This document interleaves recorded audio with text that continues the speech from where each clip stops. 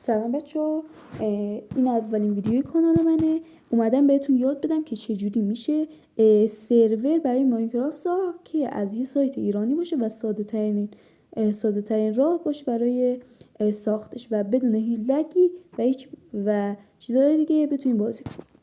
اول باید وارد گوگل گوشتون بشین، سایت برنو رو سرچ کنین. بعد وارد برنو شین، بعدش روی این گزینه ثبت نام میزنید. من مثلا اینکه از قدیم ثبت نام دارم نیاز نیست شماره بزنیم، شما شماره میزنید و یه کد براتون میاد و اون وارد میشید. بعدش میرین روی این قسمت 3 تا خط، بعدش رو قسمت کیف پول میزنید. بر بعضی از نفرا خود به خود اول برن و فکر کنم بر بعضی از سیم کارت ها برن و خودش 25 تومن پول میذاره بر کیف پولتون، ولی مثلا برام نیومده بود پولش و مجبور شدم خودم 20,000 تومن شارژ کنم. هزینه هر سرور زیاد نیست. نگاه کنین، مثلا شما میخواین برین چند دقیقه مثلا با دوستتون سرور ماینکرافت بازی کنین، نیازی نیست حتما ماهانه بگیرین که قیمتش انقدر زیاد باشه. میرین رو قسمت ساعتی، مثلا شما اگه مثلا 10 نفرین میتونین از برنز بهترینه، مثلا که 719 تک تومنیه در ساعت و بعد خیلی خوبه در برابر قیمتش.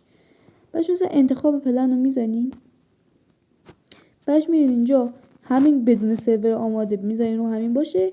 بعدش مثلا اینجا این نوع سرور بذارین رو همین پیپر باشه. این نسخه سرور رو از 1.11 من دوستم سنگ ماینکرافتی که دارم روی 1.18.2. بچه راستی این سرور رو بر جاواه، ولی همونطور که میدونین ماینکرافت جاوا برای گوشی هم هست.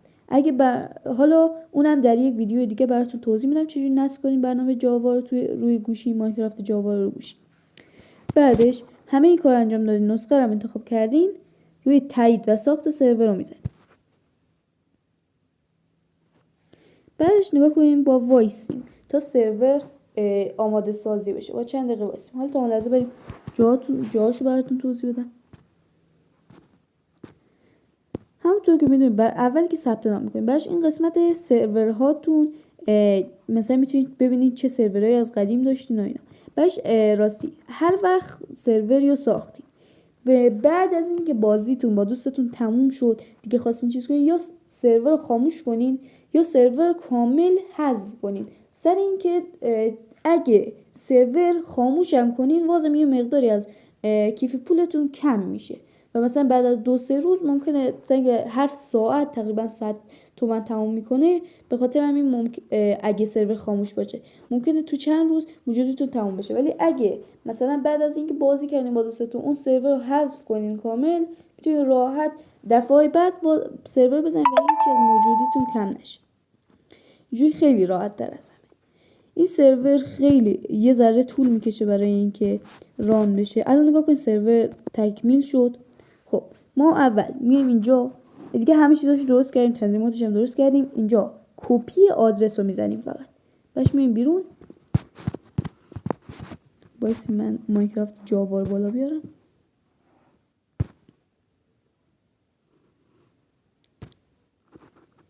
برای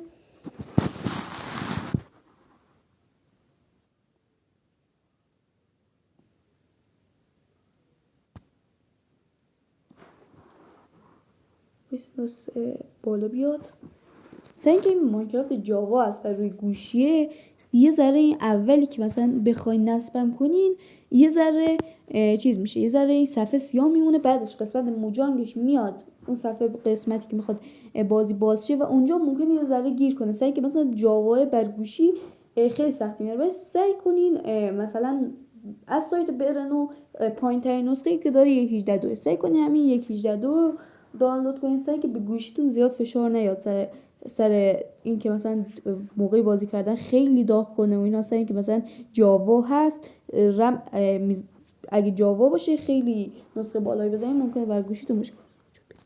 حالا این موجانگ بالا داره میاد. این قسمت یه ذره جلوتر میره، یه ذره گیر میکنه، بعد از چند دقیقه باز.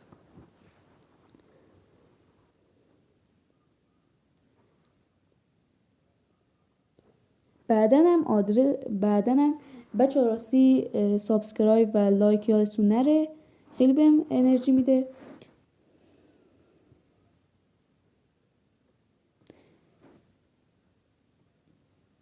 بچه راستی در ویدیوی بعدی که بذارم بهتون یاد میدم که چجوری ماینکرافت جاوا رو نصب کنین و اینا. من خودم هم چند وقت پیش نصب کردم و همه چیزش یاد گرفتم. بعدش مثلا میگین که برچی تو اومدی مثلا از سرور برونو باید یه ذره پول بدیم و اینا.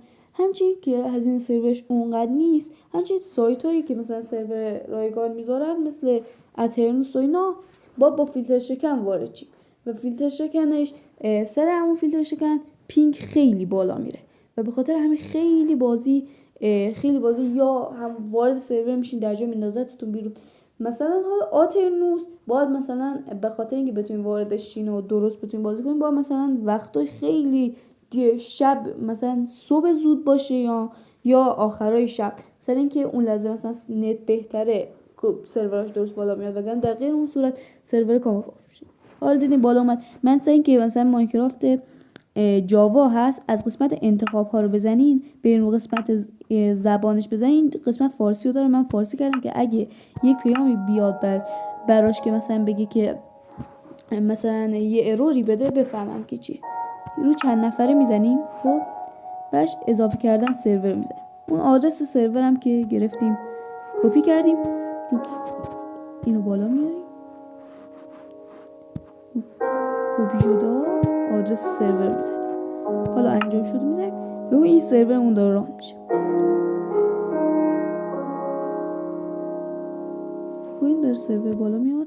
حالا میزنیم در حال اتصال سرور.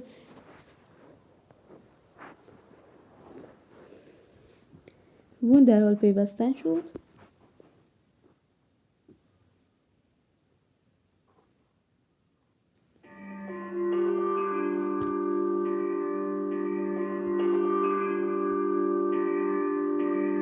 سعی که بچه سرور اونقدرم پینگش و اینا عکس صفحه و اینا همه درست بالا نیامد، به خاطر همین داره طول میده. بکنه در این صورت که مثلا کامل سرور، من الان یه ذره زود زدم، اگه مثلا کامل سرورتون لود بشه زود بالا میاد. الان مثلا در حال پیوستن به دنیا تازه شد، وگرنه خیلی راحت درست بالا میاد.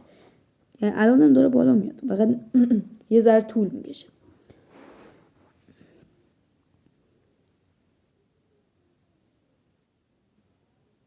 خب نگاه کنین داره سرور درست بالا میاد.